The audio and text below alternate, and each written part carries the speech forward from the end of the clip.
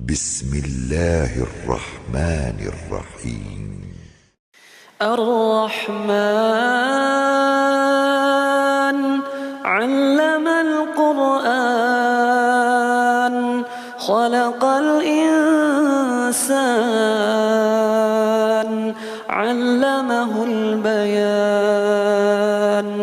الشمس والقمر بحسبان